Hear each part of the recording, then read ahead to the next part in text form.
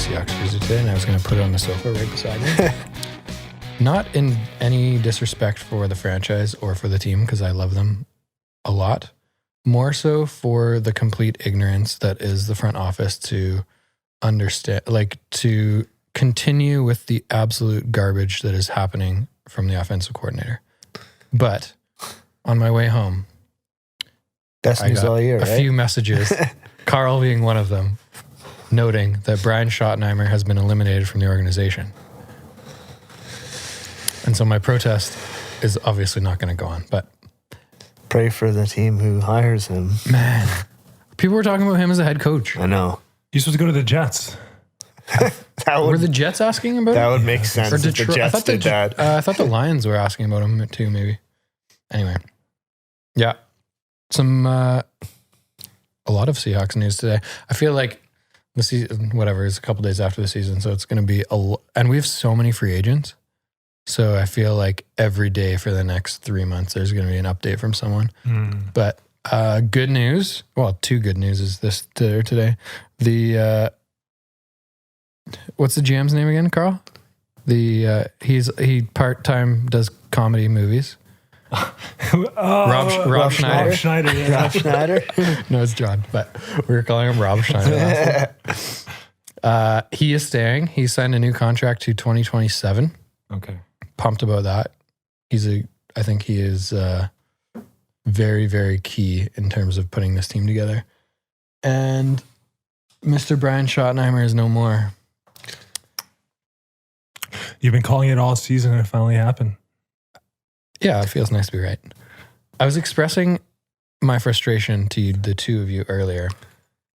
Why won't people be honest in press conferences? Why? There's a stigma that you're not allowed to do it. Fuck It's unprofessional. How? I don't know. Like you said, every other profession you can do it, but in sports, it's like you can't talk about jobs until the end of the year. I'd like that to be changed, and whoever I need to get in front of, Carl, can you let me know? Yeah. I'm writing the email right now. I do not understand how in any way it is beneficial to anyone other than making Russ look like an idiot for him to talk about a fairy tale after the game and say, every game has a story and the story didn't go our way. No. Say, I am Russell Wilson. You paid me $40 fucking million a year for a fucking reason. Can someone please run the fucking offense for us? Can you design something that is borderline creative that is not predictable? Yeah. We can't run the ball on 2nd and 11 and then expect me to make a ridiculous play on 3rd and 9 every fucking series, guys. Look at our third down percentage. What is it, Carl? It's 6 fucking %. 1 for 13 this past weekend, Mike. It was bad. Why? Why not? Pete talked about it during his presser as well. He said that we have to be better on 3rd down, and then he said that Pete. His reasoning for not being better on 3rd down is his reasoning for everything, because they can't run the ball and they don't run the ball enough. They say they get into 3rd and long situations because they pass too often and Wilson gets sacked, and they set themselves up for 3rd and long, and no one can be successful on 3rd and long, which is true. But his reasoning for getting there is skipping over a few things. Pete needs to rewind the tape a little bit and watch the game film from the last 8 games. Yeah. Their first series of every game in the last 8 games has been identical. Yeah. They've run the ball for 1 yard. They run these stupid reverse plays or like run a play down the field that takes 45 seconds to develop and Russ gets sacked. So then they're in 3rd and 13 and they run a draw play or they run like a quick slant for 4 yards and they punt. Yeah. Every single game, Carl, is 3 and out in their first possession. Yep. It's incredible. Hey, good news is there's an open position as the offensive coordinator of the Seahawks. So you're going to Carl, apply? Yeah, can you Google, Carl? Yeah. Google how to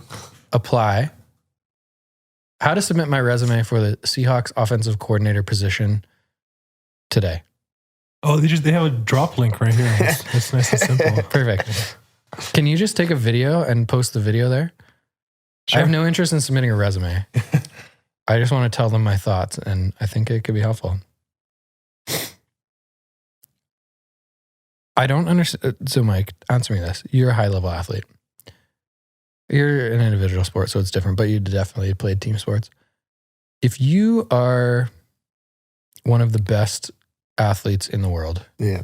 Maybe not in the world, but one of the best football players in your position in the world. Yeah. What is stopping you weekly from going into the office of Mr. Schottenheimer's and saying, hey, bro, this is not working clearly. I think he Shit needs to change. Do you think he's too nice? We were talking He about seems this. like, he seems like a guy that wouldn't want to do that. So we talked about this a couple weeks ago, and I said, Russell Wilson is very, very good. Is he going to be an all-time great? I don't think so, for the sole reason of all the all-time greats that I know of are pricks. Yeah. Right? Michael Jordan, prick. Yeah. Kobe Bryant, prick. Yeah. I guess Roger Federer is kind of a nice guy, but that's an individual nice guy. sport, so it's different. Djokovic. Prick. But so many are. No, I Tiger agree. Woods, like Yeah. prick, because he's so hard on When he's himself, focused, right? yeah. Oh, yeah. All the greats are like that, and He Russ, just tries to be so damn positive all the time. And his he can't- mythological bullshit, man. Yeah. He needs to call people out. Yeah. There's- I think there's a happy medium between like him and a DK Metcalf who's just emotional and like, 100%. has a spaz on the sidelines, but like using that frustration in a very positive way is something that like those guys that are winners always do, right? Yeah. And they're not afraid to show emotion. Whereas like Russ is just like, yeah, fucking pick six, man. You know, we're gonna come back out here and get him. You know, Russ has a mental conditioning coach. I know. Any thoughts about that? Probably Danny? a fucking priest, and man, It's probably some yoga dude. What do you think about that game? oh man, First not surprising. reaction watching it. Actually, pregame. What do you think is going to happen pregame when they announce Jared Goff as the backup to start the day? I thought that the Rams were not going to be able to do anything on offense because our defense has been playing really good. Yeah. And so I thought the Seahawks had a good chance at winning a game that was like 17-13. Yeah. Just like a stupid, boring 36 punt type game that no one just does anything and somehow we kick a field goal to win. The Rams offense wasn't that good, but scoring a defensive touchdown is like the biggest no-no that could have happened, especially when Goff came in and you could tell that he couldn't even grip the ball properly. The game was going like in a pretty similar way to the way that Seahawks win games. Yeah. Until the pick six, and then that was one of the weirdest plays I've ever seen. But it comes down to play design, though. I agree. Like, why is that called? The Why is DB that knew play exactly run? what was happening too. Yeah. He read it so easily. Who was the second wide receiver out there that was supposed to block? I think it was Moore, I'm pretty sure it was more. Was it Moore? Yeah.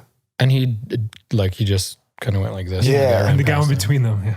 Yeah. But like, It's a shit design, but like, I was like, what's DK Metcalf good at? He's stronger one-on-one contested catches and downfield passes. because he's stronger than people. Yeah. So why are you running a bubble screen for him? Right? Like this is If anyone, it literally should be to happened. lock it on In a the bubble first- screen. Totally. And that's usually who they do run it to. Yeah. But like DK comes off the field a few times in the first quarter, noticeably upset. Do you think they run that to him to try and get him involved in the game? Yes. They And that was forced it such to a him? dumb fucking play call to Yeah. try to get him involved. Yeah. That's not where he excels. Like him getting off that fucking cliff of being upset about not getting the ball or whatever's happening, him catching the ball on a screen and getting 3 yards Yeah. is not changing his mentality, No. right? You need to like be creative, run a pick play for him to get him on a 10 yard slant or something like Yeah. where he can beat someone or break a tackle and like He got upset on the sideline after he got popped pretty good, right? he took a pretty good hit in I think it was the first quarter. Yeah. I think it was either linebacker or safety came up and clocked him on a crossing route. And then he was pissed on the sideline, had a little temper tantrum. He needs to not do that. But at the same time, like... I'm like... In the heat, while watching the game, I'm thinking, man, DK, you got to just fucking chill out, man. It's the first quarter. Yeah. Like, stay in the game. But I've actually like thought about this. I've been in the car a lot in the last 2 days. So while I'm in the car, I was thinking about DK and like his reactions to stuff like that. And then I think about like who I'm surrounded by. I'm surrounded by Russell Wilson, who never says anything bad. I'm surrounded by Pete Carroll, who just claps every fucking time, regardless of what happens. Lockett's so quiet. like, I'd be fucking frustrated too, man. Yeah. If the game is not being run well to put people like DK and Lockett in positions to succeed, Yeah. I'd be fucking frustrated. And then you talk to your quarterback and be like, dude, you got to talk to the OC, man. Yeah. Like, we're not running plays to get me the ball. Me and Lockett got to touch the ball more often. Yeah. And your quarterback is like, just believe in the system, man. Just stay positive. God's putting us in these situations for a reason. Like, I would be fucking furious. Yeah. Yeah. So I don't know. I can't blame him. What was the score at halftime? 16-10? 16. Was it 16-10? Something like Pretty that. sure, yeah. 17-10. 17-10 at halftime, you're down touchdown. How do you feel? Very winnable game. Still winnable, right? Because this is think- exactly how every fucking Seahawks game goes. I right? agree. I think the game, or not even the game, I think it was very thematic that the touchdown that won the game for the Rams was such a good design on, you had Cup coming in motion, you faked a handoff to Akers, and then Woods kind of just slipped out the left. Mhm. See how wide open he was? Mhm. Every single Seahawks defender was going left, and Woods came across the field. But like, I don't watch Seahawks games like that intently, but like just like play designs like that where there's motion and you actually have to make the other team think about what to do is missing so much from their offense. Agree.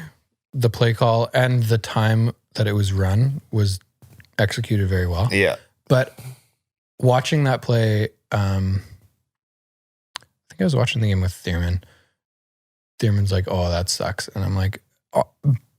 As Seattle, you're down at that point. It was late in the game. Yeah. It was like halfway through the fourth quarter, maybe. I don't know. I can't remember. But at that point on defense, all you're thinking about is like causing a turnover. For sure. So you have to take a chance. Yeah. And you have to guess on something. Yeah. And that's what happens. So like credit to the Rams for running a creative play in the right situation. It's just like, But that game, like, I feel like that game changed on two plays in particular. Mhm. One was the bubble screen returned, and the other one was when Seattle had a little bit of momentum and DK finally got open deep and Russ missed him by like 2 or 3 yards. Mhm. And I watched that play on repeat a bunch of times, and at first I thought he was impeded by the rush a little bit, but he wasn't hit. His arm wasn't hit. It was a little bit rushed as a throw, but that's a throw that he makes like usually 10 times out of 10 when he's playing well. That's a throw where DK is 3 or 4 yards in front of Ramsey. I don't think it doesn't have to be perfect. No. You just have to throw it up and have him go He get it. just has to throw it high It's enough. hard to outthrow Metcalf too. Totally. I know. That was a big mistake. But I don't know what down that was. Was that third down? I don't know what down it was, I but don't know, it is. Jalen Ramsey is big and strong, and he matches up with Metcalf so well. And as a DB, he knows routes so well. So when Metcalf does beat him like that, which happens so rarely, it's so disappointing. Yeah. Like to not hit him on that one, and then the Metcalf touchdown in the first half was just like on a broken play, which is what you kind of have to do that against the Rams is to get them moving a little bit because they're coached so well on defense and they have such good pieces that like you need to take advantage when you can, and they just miss some shots. And then, I mean, I don't know. If you're Seattle, I don't know if you can come up with a better script. Like, they are starting some guy that's played like 2 NFL games. He gets injured. Goff goes in with a broken thumb, and then Donald gets injured. Yeah. And you're still you're down by this 1-score game the whole time. And you can't quite take advantage. It's just like, it's too bad. Yeah, I've watched sports a long time, and I've never felt as like, I feel like the whole season was just wasted. Yeah. Like, I feel like this group was maybe not Super Bowl champions, but like, I feel like they, in a good scheme, was a top 3 team in the NFL. And you might not agree with me on that, and that's totally fine. But like the way the defense was playing at the end of the year and how many weapons are on offense, it makes no fucking sense for them to score under 20 points in any game. So what, I don't know. When did their offense start to stutter? Like 8, 9? Week 8. Somewhere in there? Week 8. So I told you. They had 6 wins in a row where they're averaging like 38 points a game. And then they lost to the Cardinals. Yeah. Like 38-35 or something. If I told you in like week 9 that without any other context that Seattle's defense would be top 5 the rest of the year, you'd have been like, okay, we're Super Bowl champs. Totally.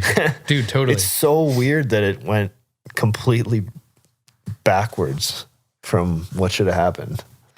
I thought the offense was going to level out a little bit and the defense would get a little bit better, and it basically went to like a turnover happy offense to a good defense. Man.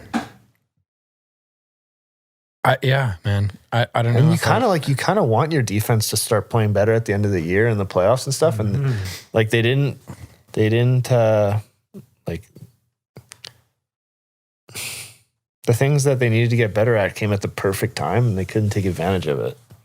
It just seems like a little bit of a waste. I don't know like what the locker room looks like well enough to comment, but it's very disappointing thinking that like Russ is one of the best players in the NFL. Yeah. To see how little emotion, like going into the second half, I would expect a guy who's like getting paid $40 million a year and is always talking about being the best ever, right? Mm-hmm. Fucking show up, man. Yeah. Like he wasn't good in the second half. No. He wasn't good in the second half. And there was no frustration. There was no emotion. There was nothing. Yeah. It's just the same bullshit. I don't know if that's a formula for like Hall of Fame dudes, man. He'd definitely be one of the only ones that seem to not have like a huge fire under him. He's never had it. No. Is that a learned thing? I don't. It's hard to be as good as he is without it, though. He always kind of showed it in a different way, you know, like commenting that, you know, no one gave him a chance out of university and 3rd round pick and I'm trying to be the best ever. But like those are the moments where you step up to the conversation. But true. Putting up that little points in that game makes no sense to me. Turning the ball over to like turnovers, man. The second half of the year was crazy. It's just like a switch was flipped, eh? And he was like a different quarterback compared to the first 7 games. But like, what could have happened? I don't know. It's hard to just put your finger on one thing, eh? Pete Carroll. Gotta run it more. That's what happened. Fuck, man. We talk about that presser a little bit? I wrote down some stuff that he said that I want to read out. Please do. I didn't see this one. So, here we go. All right. I'm just going to read out some. I want to ask your thoughts after too on the free agents, who we should keep and who we shouldn't. Yeah. Okay, so here's the first thing. We have to run the ball better, not even better. We have to just run the ball more. I know the fans aren't jacked about hearing that, but that's just the truth. I want to see if we can run the ball more effectively to focus that kind of play on the opponents. Frankly, I'd like to not play against too deep looks all season long. I want to win controlling the game. That means controlling the football. We never got as balanced as we needed to in the second half of the year. We need to dictate the way football is played. So, my comments. How many teams in the NFL are run first? Successful That are teams. successful? 0. The Tennessee 0. Titans are number 1, but they lost in no fucking wildcard round. And yeah, Tennessee. Maybe the Browns? But the reason Tennessee does that is because they have someone to do that with. Chris Carson ain't running for 2,000 yards. We've talked about this before too, though. Like, how much of a run game is your offensive line? Right? A lot of it is offensive line, Huge. but Tennessee's also smart. So Tennessee will run, and they'll run, and then when they think they're going to run, they'll run play action. Mm-hmm. And Seattle's first down. Okay, if we pass it and it's unsuccessful, then we're just going to run, which is the worst. Second and long is the worst time to do it. And then it'll be like 3rd and 3, 3rd and 2, 3rd and 4, and they'll be like, okay, we're just going to run a little draw play. And Do you remember the first half? I think it's been 3 3rd and 3s. You can call out the plays that they're going to run. I know. And if by some chance I'm like, hey, this is going to Carson, and they run play action, I'm so happy. But it happens so little. I think it was in the first half. We had 2 third downs on back-to-back possessions. It was like 3rd and 1 and 3rd and 3. And both times they ran straight down the middle. Yeah. Without Chris Carson. Yeah. With Carlos Our Hyde. one power running back with Carlos Hyde. Yeah. Why is do they think they're tricking them? Hey, we're going to put our backup in, but we're still going to do the same thing. This is going to trick them. And the last thing that I wanted to say was, Carl, can you try to, while Mike thinks this, can you try to find a quote from Russ or Carroll talking about Schottenheimer getting the boot? Mm-hmm. Because I bet Russell Wilson's quote is going to be like, Shoddy's got his own story. God's got a story for Shoddy. And Lockett said something. He just mentioned that they just were not adjusting to their defensive plans. They were not changing anything as the game went on. And he said that it was a coaching issue because LA came out with a defense and a strategy that they've never seen before. So he blames the coaching. Interesting. Oh, here it is. I also haven't seen the Seattle wide receivers have that many drops in a game before. Yeah. There's so many drops in the second half. So many simple catches. I don't know. The other huge play was I think it was 4th and 1 in the 3rd or 4th quarter. Mm-hmm. And I was so happy to see them going for it because that's usually a kicking scenarios for Seattle. And apparently Shoddy called his best play, and Carroll didn't like it and said that Pete Carroll said he was fighting the play call, didn't like it, and that resulted in a false start. And that's what we kind of talked about this a little bit, where we've wondered how much say in the offense Carroll actually has as opposed to Shoddy. And I think that you either have to give one guy the play calls or the other. Mm-hmm. And if he calls a play on 4th down and you as the head coach are saying, no, I'm not confident with that, that's not giving a good message to your guys. Mm-mm. Or your OC.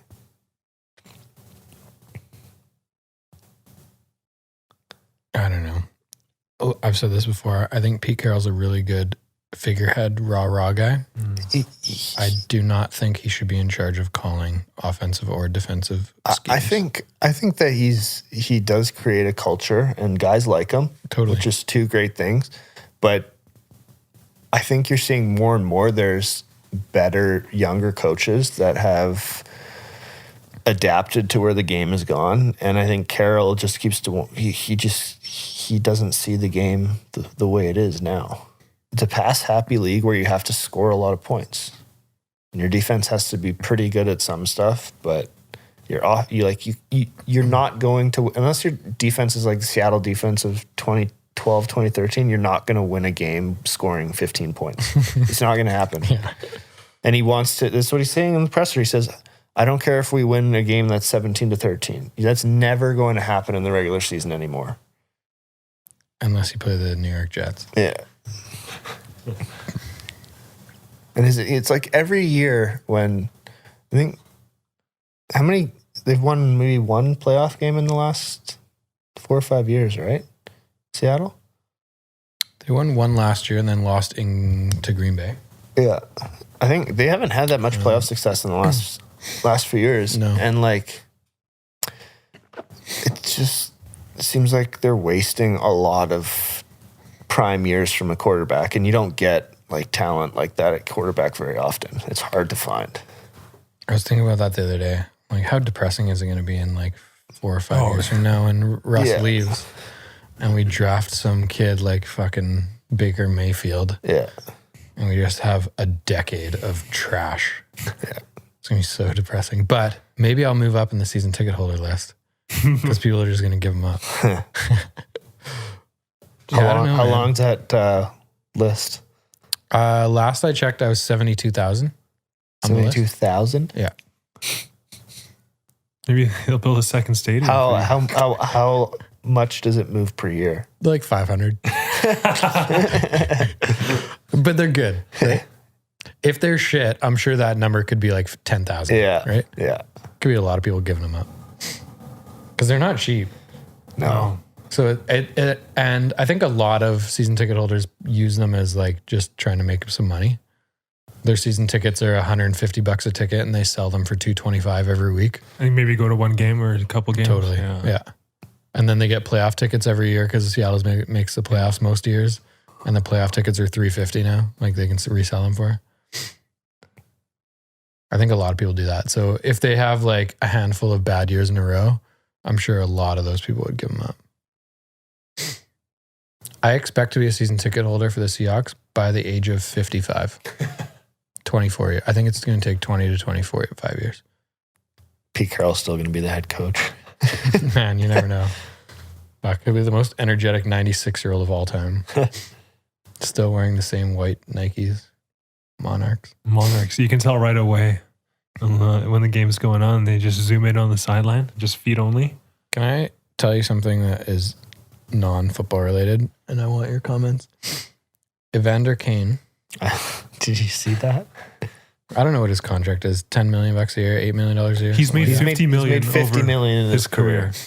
He 23 million in debt. 27. 27, and his assets are worth like $10 million. They said. Yeah.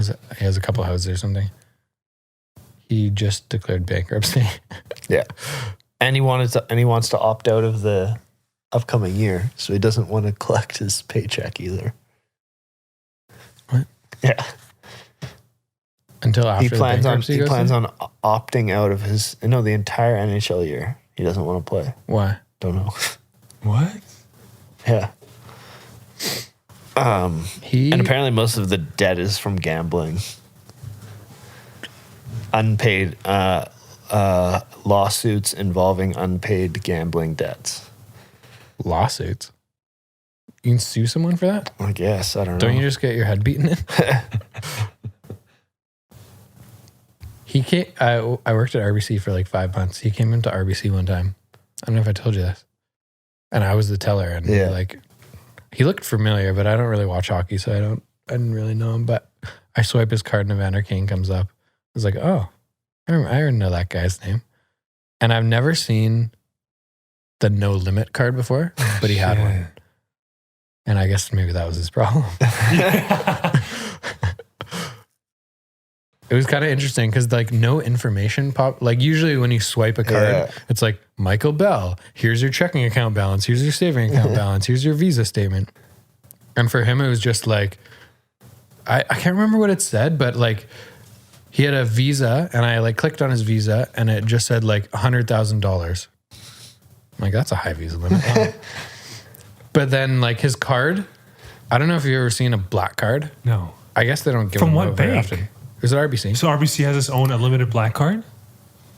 But no one ever really sees Right? it, right? Yeah. It must be like super, super high net worth people. And all it was literally just matte black, and in the middle, super, super low profile, just like in a bump, not even like a different color, just said RBC.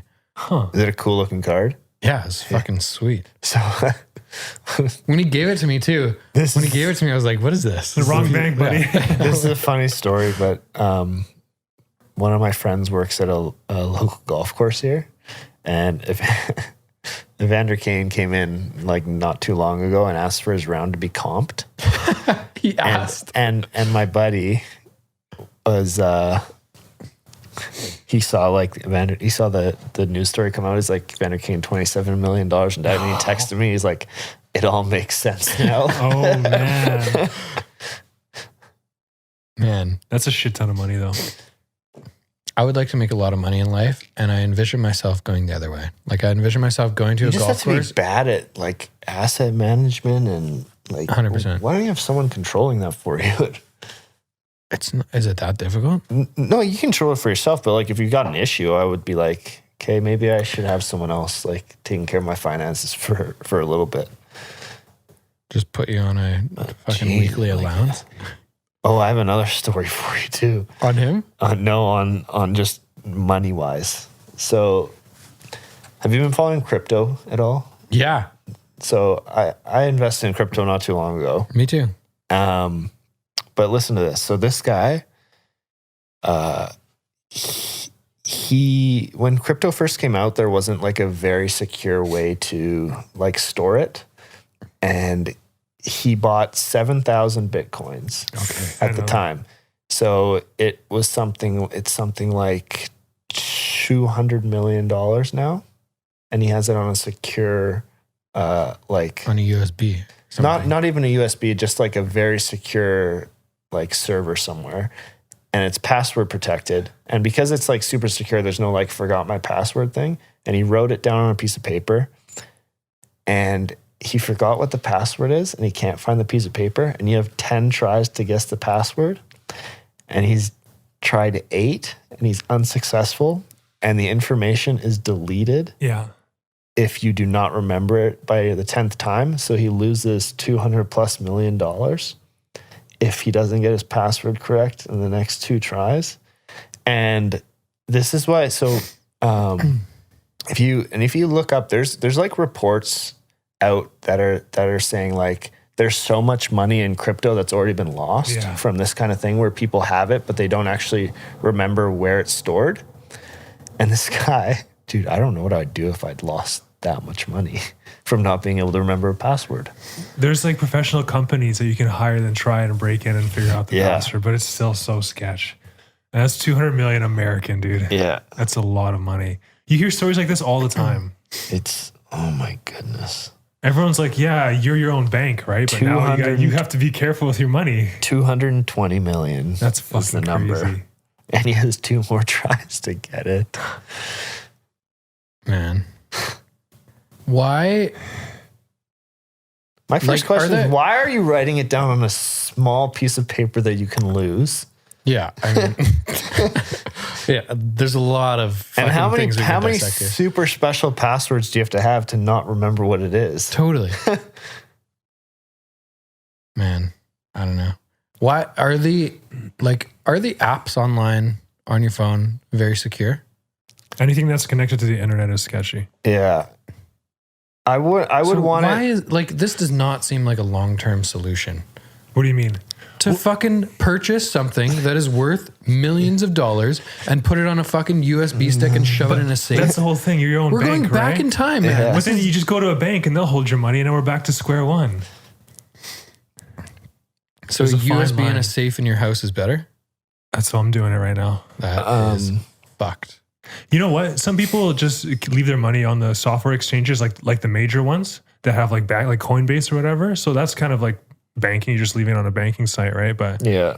a lot of people do it themselves and they forget their passwords or whatever down the line, and it's so easy. What's it called?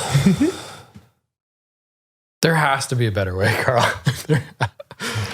The thing he has it There on has is to called the Iron Key. If you want to look fuck, let me up see what that is, That's what he has it on? that's what he has it on. The password that he Yeah, has to get okay. into. Who is this human? He is a.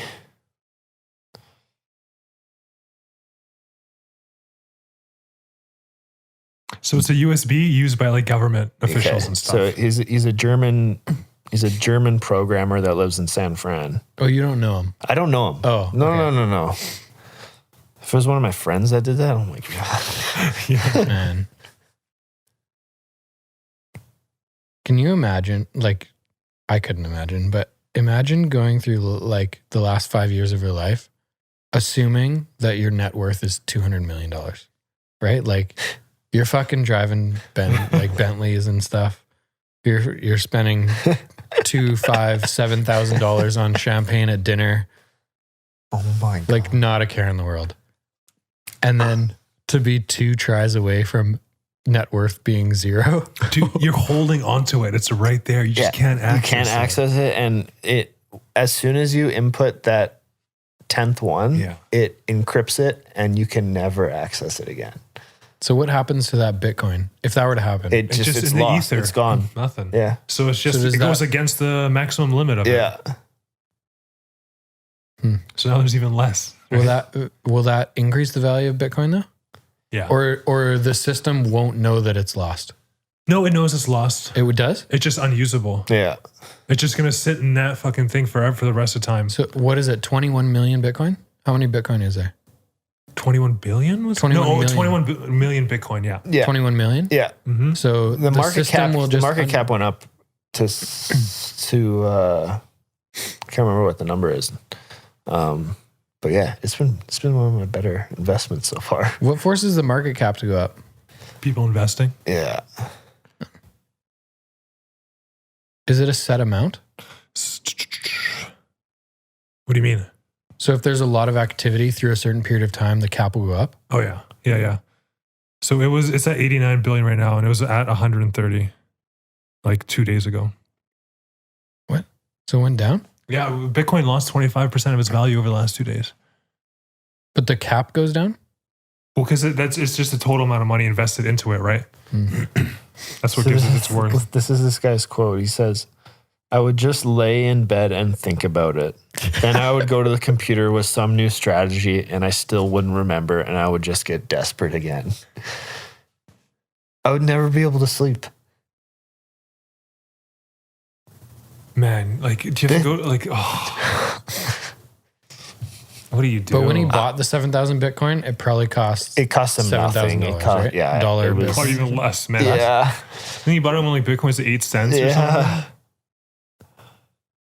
Dude, Bitcoin used to be worth less than a penny for one. Now we were 51,000 over the weekend. Yeah, now it's back down to like 36 or Or something. 44, it dropped down to like 41. It's back to 44. Is it back up there? Yeah. 42,900. It's a wild ride, this crypto. I really wanted to like pay attention. So the only way I would pay attention is if I put some money in. So I put 15 grand in. Yeah. And like a week ago. And in 48 hours, it was up to 19,000. Isn't it so funny? Yeah. You just made $4,000. And then the next day it was down to like 14. So like I lost $1,000. And then now it's back up to like it's even. Yeah. What's the strategy for that type of investing? Long term. Like you can't get, I think you it's have hodl. You have to, I think if you're bullish on it, like when it dips down like it has, you have to just try and buy more. Is it taking chances with a minimal amount of money? So let's say like throwing $1,000 into like a bunch of new stuff that could go. Yeah, like Bitcoin did. I don't have that much money, but I put 1,000 in. I put 500 in Bitcoin and 5,000 or 500 in Ethereum. Yeah, nice. But one kind of drives the other. So one of my friends who's a pretty good investor, he was explaining it to me in a way where like when one price starts to get so high, people are going to And when crypto gets more and more competitive and more popular, then other forms of crypto are going to start to climb. So if you can figure out which forms of crypto you think are going to be worth the most in the future, those are the ones where you should start to buy now. Because there's stuff right now where you can buy so many stocks for a penny. Yeah. It's just they don't have any value. They're not a real company. But if they hit, you're looking like 3,000, 4,000, 5,000. You know. So but it's risky. I put half in Bitcoin and half in the one I was telling Ethereum, you about, RSR. No, RSR. Oh, right, okay. And that one, when I bought it, was 3.4 cents a token. Nice. Wow. There you go. So I think, who knows? In a year from now, it could be 0 or it could be 20 cents a token, right? Or $20 a token. I don't think it's going to be that high. You don't know, man. But is that the strategy though? Is the strategy throw a small amount of money into 5 or 6 different ones that you do some research on and think they could go big? That's or is it to just watch Bitcoin? When Bitcoin goes down to 41, throw another $1,000 in. So your tactic is how I lost all my money in 2017. That's not my tactic. Well, I'm just saying I had a bunch of money and a bunch of coins I was hoping would blow up, and they just completely disappeared. People were lying about them. They didn't even do what they're supposed to do. But if you're putting a really small amount of money in, you don't care. Yeah. If you're buying it at 2 cents a share, for sure.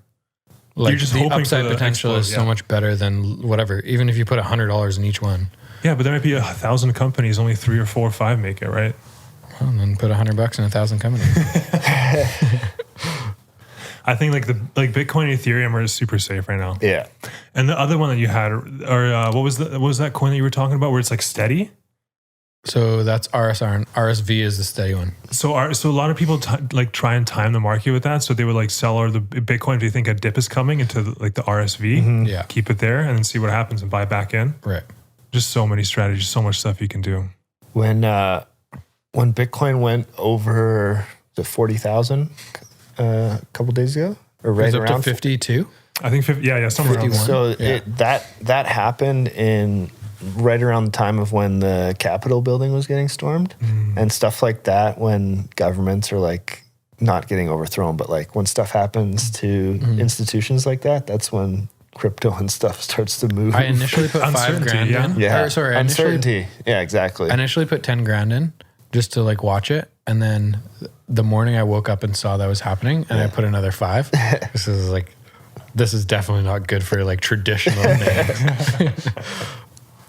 It's kind of I put my money in and I was kind of addicted to watching it rise and it's fall. Interesting to me. Super interesting. Yeah.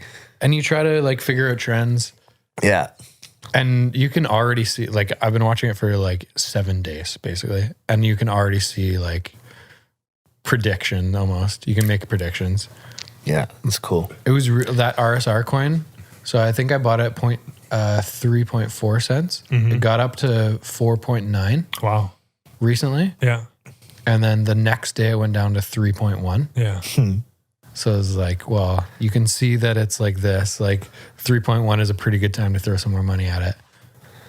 Yeah, that's crazy. Some people do if it increases 25%, they have bots set up and it just pulls all their money. Yeah. So daily the way I have it set up on BitBuy, and you can set it up where it just says when the price of Bitcoin hits this set amount, then it's going to buy $500 worth of it, and it won't buy it until it gets to that.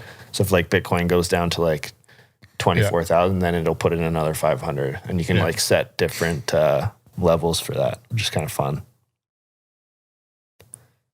Yeah, shit's addicting. It's fun to watch. I want to get into more understanding stock markets too. Yeah.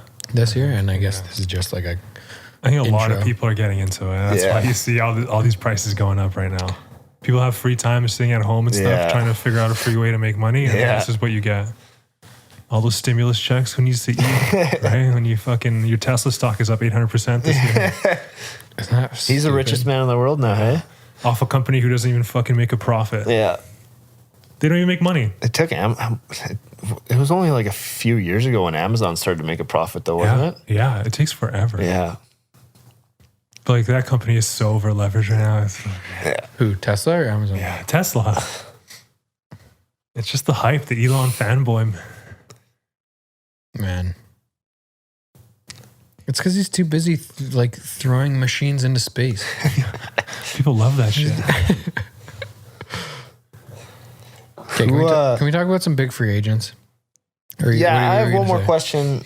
Who would you, as a younger Seahawks fan, do you want to see the Seahawks get back to a type of Super Bowl team that is like defense heavy, where Russ controls the game, or do you want them to hire a younger guy where it's a little bit more exciting? That like you have one of the best young receivers in the league and you have one of the best quarterbacks still. Do you want to see them focus more on offense or try and become like a championship defense that runs the ball a lot? I do not think that Pete Carroll is going to win another Super Bowl. The game has changed so much. Yeah. It's very different. Yeah. He grew up with football in like the 70s and 80s, right? Yeah. The fucking Chicago Bears were the fucking king because they had a good defense and a running back. Yeah. The Steelers, same shit. Yeah. I don't know, man. I can't see the way that it transpired this year makes me much more pessimistic than I wanted to be for the rest of Russell Wilson's career. Yeah. Unless they hire like a sweet young offensive coordinator who Pete gives the freedom to, then I'm I don't pumped think about he that. can do that. He has to. I He know. has to understand that this, like, I'm going to put some faith in our comedian friend Rob Schneider a little bit and hope that he is the one that gets to make that decision. Yeah. What's how long's Pete there for? His contract? I think Yeah. he signed a contract last year for 4 more years. So maybe he's got 2 or 3 left on his contract. 2? He signed a 3-year contract. 3-year. Okay. Yeah. For last year? He's 2022 is a free agent. He's got to be one of the got 2 more. older 2 more. head coaches in the league now, doesn't he? He's the oldest. He's isn't the he? oldest? Yeah. Okay. I just think he doesn't seem very adaptable. It's because he was born after the Second World War. That's true. One of the things my dad always said growing up, he coached like a lot of sports, basketball, soccer, baseball. He always said halftime is when you make adjustments. So you have to like first half in soccer, especially like first half, you like watch what the other team's doing in their defensive scheme or like how they're playing through ball, like whatever. And you have to adjust at halftime to try to win the game. Yep. And Pete is not good at like, he just comes into a game with a plan and says, hey, this is what we're going to do on first down, second down, third and longs, whatever. And there's 0 adjustments. It doesn't matter what the other team's doing, right? No, You just do your own thing. Yeah, That's not a winning formula. I agree. All right. Who do you want to see stay and go? I'm going to Give me some names. name some people. Carl Yo, I got a list here. of the free agents. Yeah. Okay. Fucking sweet. Ready? You should name people and then me and Mike are going to say stay or go. Okay. KJ Wright. He's 32. I'd like to see him sign to a very short-term contract. a one-year I would contract. give him a short contract deal, but I still think he has talent. He was by far the most underrated player on our team this year. He was phenomenal in a lot of football games. And Bobby Wagner gets all the credit because he's a superstar. But like KJ good. makes a lot of plays. Big time. I'm going to stay. Yeah. If you can get him if you don't have to overpay for a long-term deal, keep him. What is his? Does it say what his contract $7 is? million a year. 2020. I think he's worth less than that. I think he's worth 4 or 5. I agree. Greg Olson. Go. Get the fuck out. You know, his was $7 million also a year, his contract. Man. That's something I want to see Seattle do as well, is run more sets with tight ends. Tight ends, please. Jacob Hollister's also on the free agent block. That's fine. He's not that good. No. The last year was fucking sweet because the first 6 games of the year, Disley looked like a stud, man. I think he had 6 touchdowns through 6 games. And then he went down, games. right? And then He tore his Hollister looked like Achilles. a stud. Yeah. They used the tight ends a lot more last year. I just like the biggest mismatch you can get is almost always tight end against a linebacker if you have a good tight end. Totally. Yeah. Okay, next. Benson Mayowa. Keep. $3 million. He's 30 years old. $3 million? Yeah. Dude, 100% re-sign that guy at $3 million. That's pennies. Yeah. What about Carlos Hyde, backup? What's their backup situation? What's his contract? How many times are they going to run the ball a game? 50? 2.7 million. I don't think he's a bad option at $3 million for a year as a backup. He's 30 also, yeah. He's not. I don't think you can sign him for more than a year, though. No. He's not a starter. But like, are you going to sign Carson and Hyde? I don't. I think Carson's gone. I think Carson wants too much money. Yeah. How much did he make this year, Carson? Probably 6. Did he have? Has he had injury problems before this year as well? Carson never plays a full season. He's super injury prone. I think that that's what I'm worried about with him. Like, and especially with running backs where you're taking so much abuse all the time. Yeah. And he's got ankle injuries and whatnot. He's just going to keep losing a step every year. Yeah. Yeah. I don't want the last few guys. Like Lynch was just a fucking journeyman, right? Like he played 16 games a year for his entire career. It seemed like he never got injured. But then we had Thomas Rawls. He was like close to right after him, and he just like same type of dude, a beast and a really good runner when he's healthy, but he's just never healthy. Dude, I would love for them to get like a young 3-down back that's not really well known from a college university that's not a big super school, where he's pretty good between the tackles, but he's also really good in the passing game. 100%. And you run a set with a receiver out of the backfield, or a running back out of the backfield that runs like little short routes. You can throw a tight end in there, and then you can have Metcalf and Lockett run routes. Carson was really good early in the year. So the first 6 games he was healthy, and they used him a ton out of the backfield. I think he's good at catching like dump off passes, but I don't think he's like a good running back route runner. Like I think he's just good at releasing and catching. If you get a running back, obviously they're not going to get a McCaffrey or someone like that, but if you get a running back who's very good out of the backfield where there is a linebacker or a safety against them, it is such a mismatch. And especially if you have Metcalf deep and Lockett deep or interchangeable like that, and you have a running back underneath, it opens up the field so much, as opposed to just having a running back that takes handoffs to run up the gut. Do you know what Chris Carson's contract was? It's so small. Let me guess. It's small? Small. It's tiny. I said $6 million earlier, so I'll stick with that. 2.46 over 4 years. He made $735,000 this year. So there's no way he's coming back because he's going to take more money. He's going to take more. What is he worth? Carson? On the market, like to other teams, what is he worth? Dude, free agent year, he doesn't even break 100 yards a single game. I don't know. Yeah, it's not. He's injury prone. He had fumble problems. I think you could probably get 4. That's it. 4.5 a year. I just think more teams are going to. Hyde made 3. Yeah, I know. More than him. You think Carson only makes 4? I think someone gives him 6 or 7.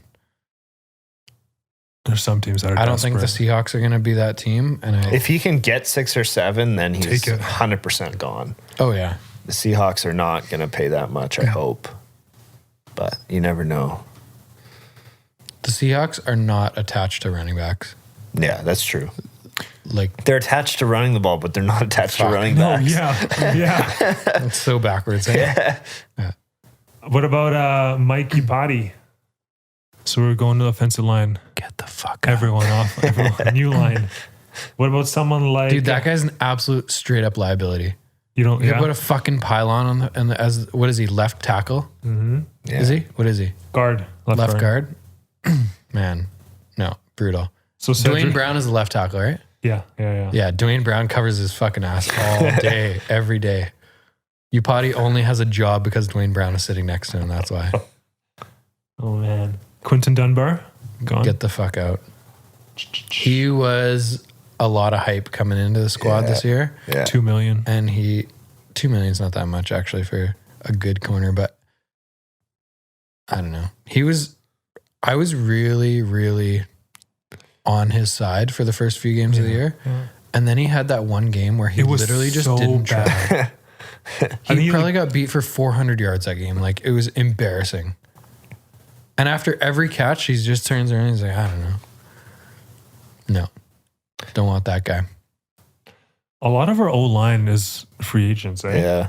Good. It means they'll need to go pick up a few people. Ethan Pochich is another one. Out of here. What is he? Right guard? Pochich, yeah. Guard. It just says guard, yeah. I think he's right. And I think Brown is left. You always put your best lineman on the left side. Blind side. Yeah.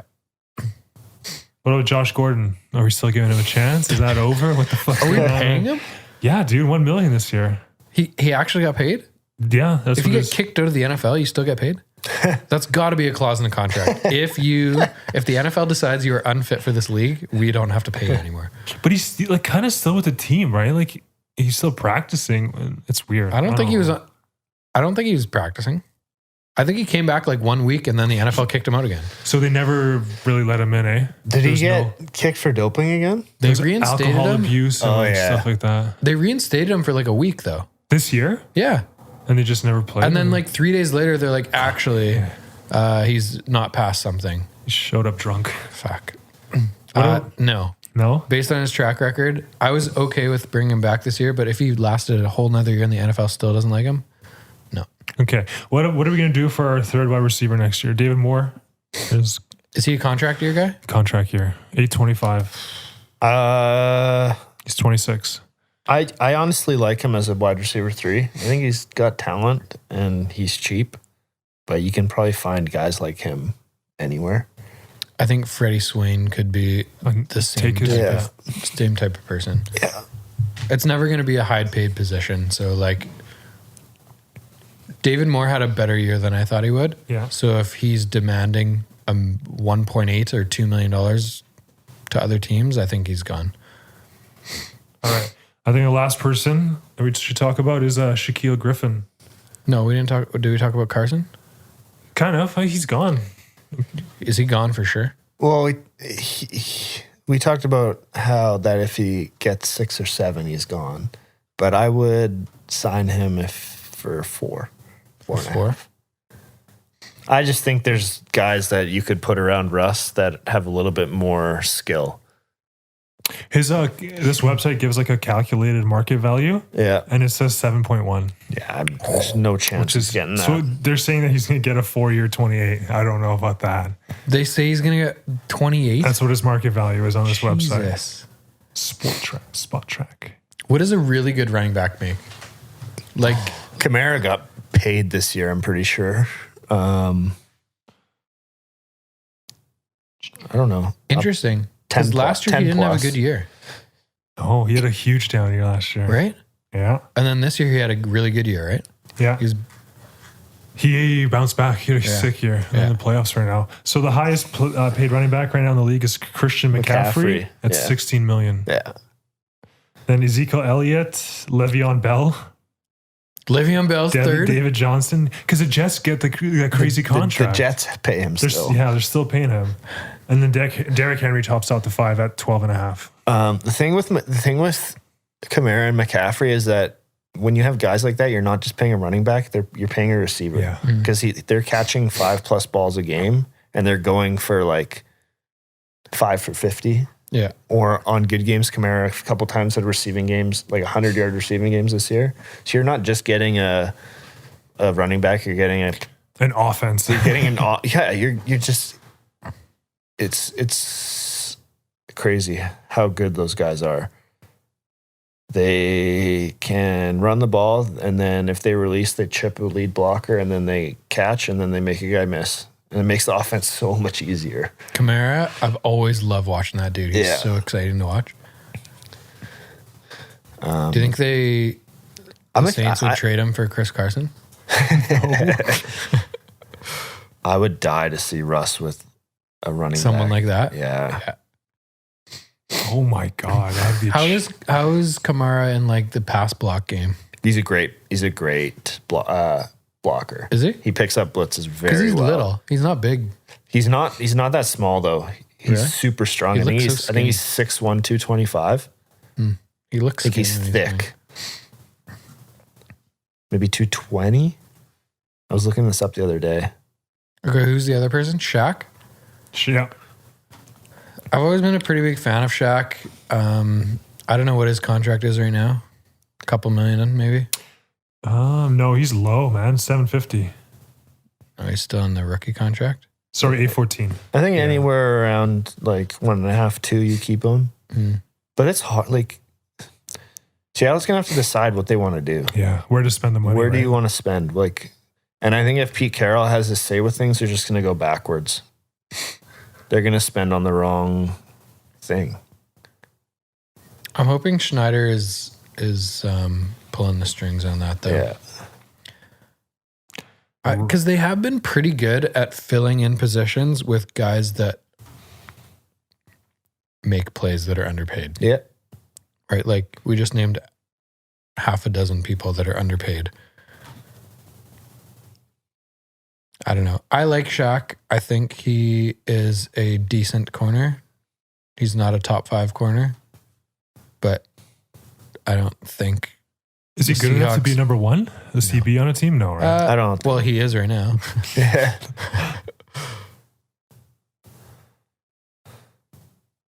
I don't know. It says here. Where do you go to get that guy though? I don't know. Like, we can't pay Jalen Ramsey. Well, how much does Jalen Ramsey make? 10 million a year? I think it's Ramsey's more than paid a that. lot.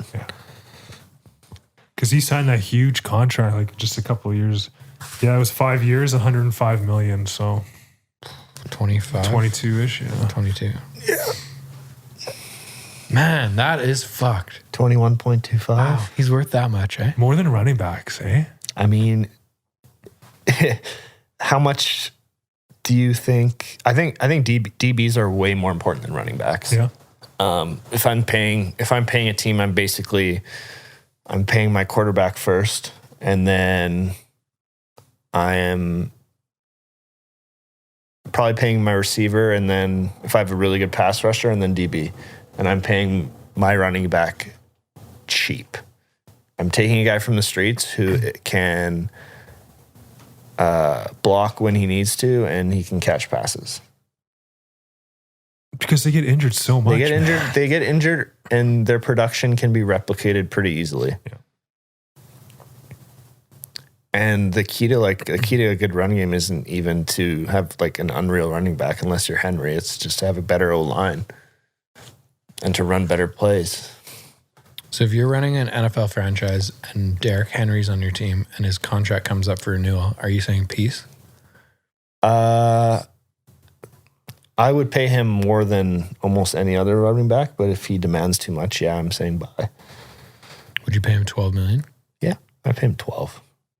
But I wouldn't pay him as much as I paid McCaffrey or Kamara. He doesn't catch the ball. Is McCaffrey over the edge though? How old is he? He's young. He's young? He's 26 maybe. Oh shit, I thought he was like 30. 24. Yeah. What? He just came out of was born in Stanford. 96. Holy fuck. Yeah. He's a beast. He just had an injured year this year. Yeah, he did. We also don't have a quarterback. What's his contract look like? Can the Seahawks pick him up? He's the highest paid. CMC, no. It's like 16. 16 and a half, yeah. He doesn't want to fucking play in Carolina though. Get him out of there. Get him onto a Super Bowl contender. Isn't it fucking tragic when like such good players are just in shit franchises? Yeah. Like, it's just sad. That's so sad. Their life must be miserable. Like, sure. Like, just imagine, like, when you go out to the bars, people are like, hey, that's Christian McCaffrey. Dude, why are you 1-15? That's a good point. Right? Versus, like, whoever. Let's say, like, tight end number 2 on the Kansas City Chiefs goes out to a bar and they're like, fuck, you're part of you play for the Kansas City Chiefs? Man, you guys are going to win the Super Bowl this year. How's the Super Bowl ring from last year? Oh, you're wearing it. That's fucking sweet. I don't know your name, but fuck.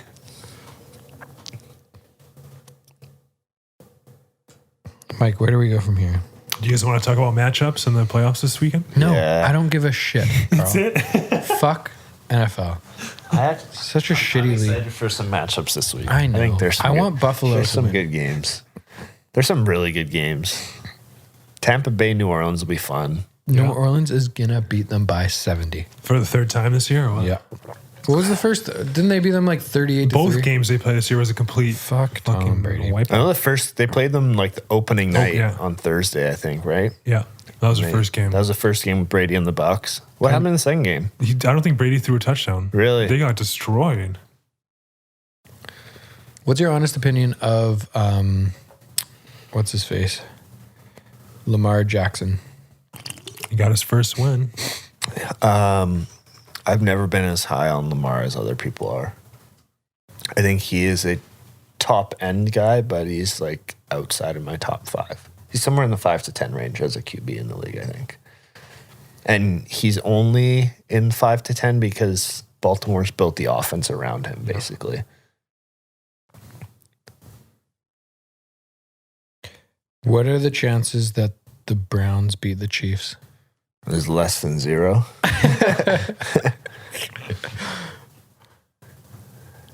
If they start like and they get lucky the way they start against the Steelers, maybe, right?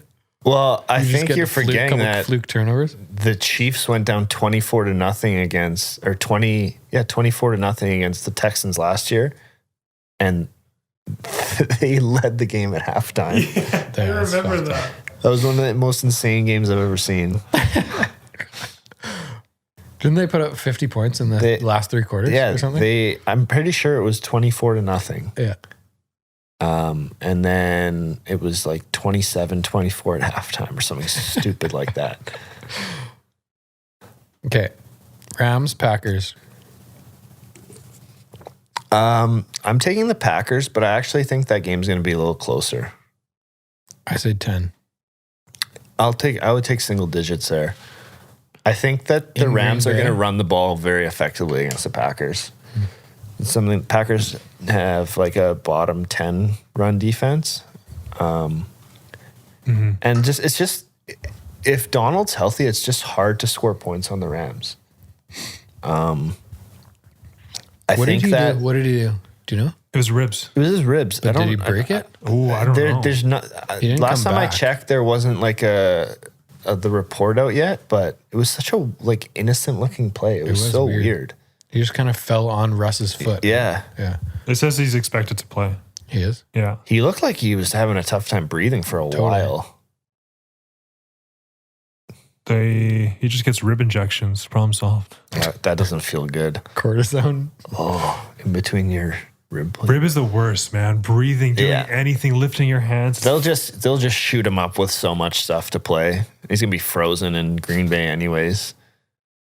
But I'm interested to see what they do with Devontae and Ramsey. I know Ramsey's gonna shadow him, but Adams has been like by far the best receiver this year.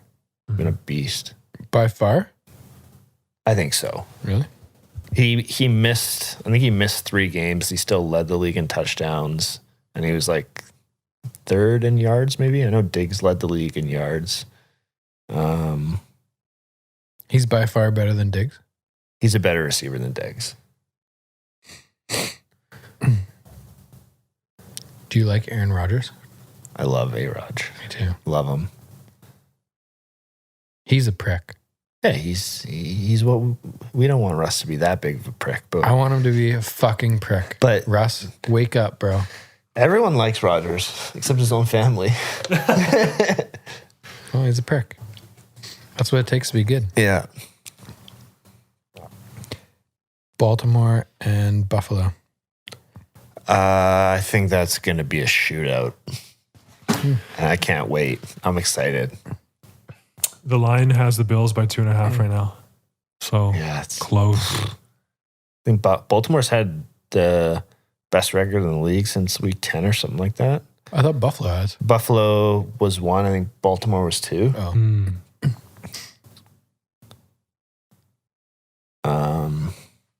Who do you pick? I'm going to take Buffalo in a shootout. I think Lamar is going to have to force the issue late, and he's going to turn the ball over. That's my prediction. I don't think Lamar's good enough to win. Buffalo's defense is pretty good. And Yeah. I think Baltimore loses by 9. Wow. I think it's going to be more of a blowout.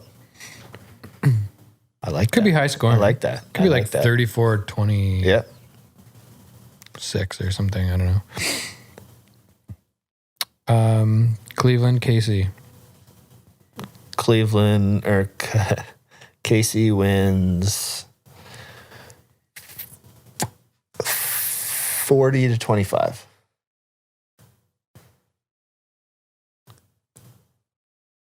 And Tampa, New Orleans. New Orleans wins 30-23. So you say New Orleans and Green Bay. Which would be fun. KC, Buffalo. What? Who has home field there? Green Bay was number 1.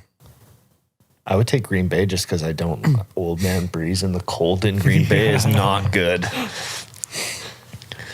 And then Kansas City Buffalo would be fun. I know.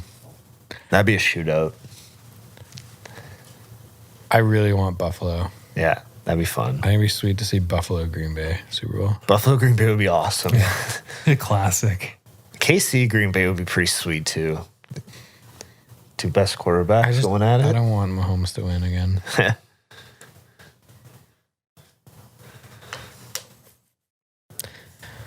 All right, Carl. I'm hungry. You want some sushi? Let's do it. What else you got, Mike? Gotta ask predictions for next year. For next year? Yeah. Seahawks predictions for next year. What their record's going to be? Yeah. Man. It could go from 6-10 to 13-3 based on how our offseason goes. There's so many free agents. We need a new OC, and there's I think they announced yesterday they have 26 free agents. Yeah. Yeah. Does Metcalf take a step forward or a step backwards? I think Metcalf is super good.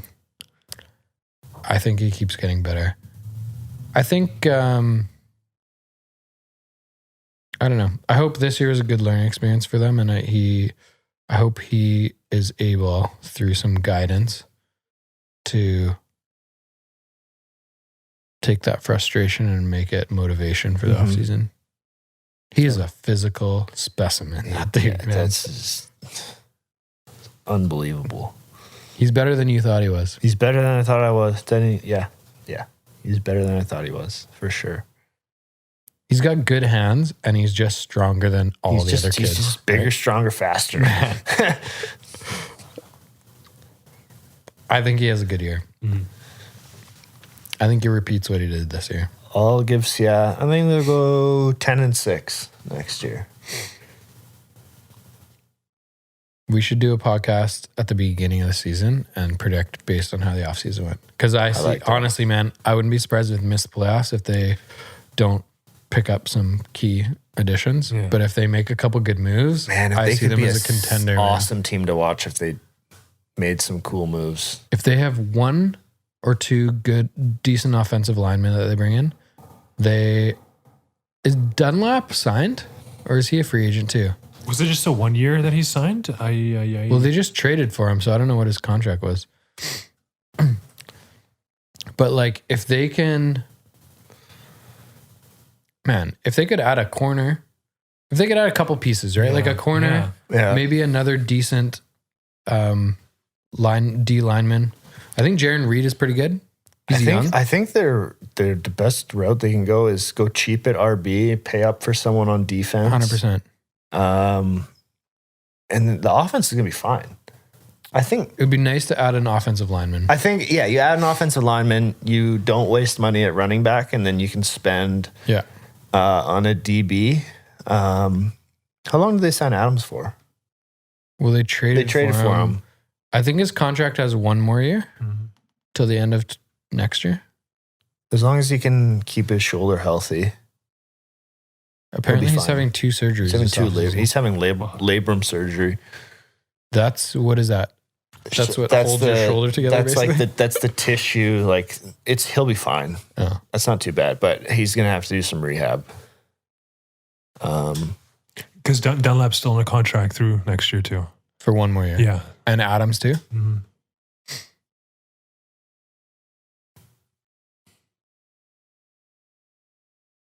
It's exciting to see how good the defense was the second half of the year with some pieces missing.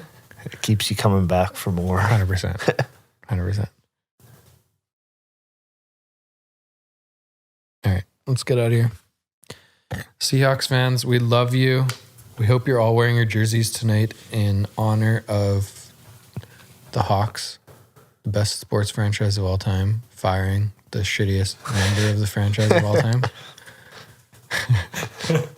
I wasn't prepared to put it on, but in light of the exciting news, I'm pumped.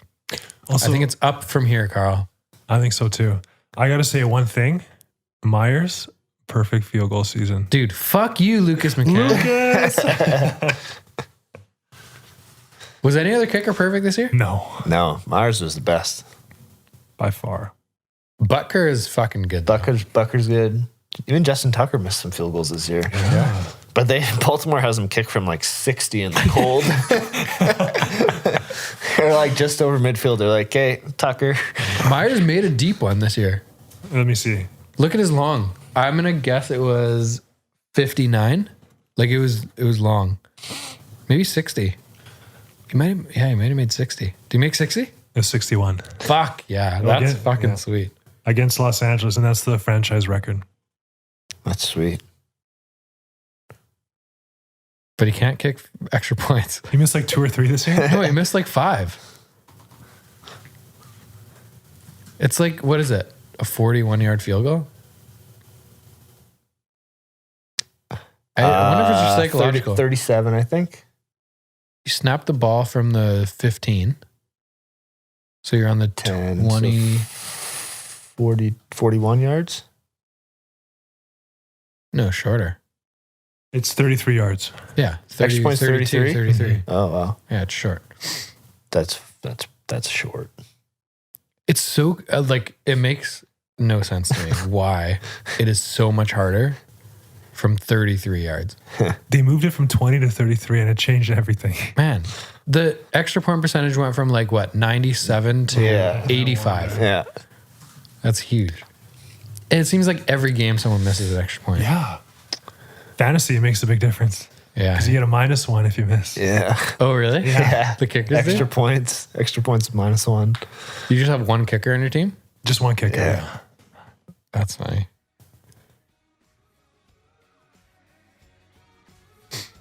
Carl drafted Chris Carson this year. That was a mistake.